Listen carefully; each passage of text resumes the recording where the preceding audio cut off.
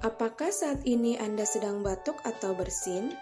Batuk atau bersin disebabkan oleh benda asing yang masuk ke saluran pernafasan, seperti debu atau asap.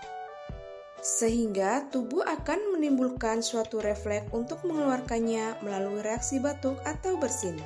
Untuk itu, batuk atau bersin merupakan hal yang lumrah dan wajar terjadi pada tubuh kita. Saat kita batuk atau bersin, terjadi pelepasan ribuan kuman yang ada di dalam sistem pernafasan tubuh kita ke udara bebas di sekitar kita. Untuk itu, penting bagi kita melakukan etika batuk dan bersin yang benar untuk meminimalkan penyebaran kuman penyebab infeksi. Berikut adalah tata cara etika batuk dan bersin yang benar. Yang pertama, apabila kita batuk atau bersin, tutup hidung dan mulut kita menggunakan tisu atau sapu tangan.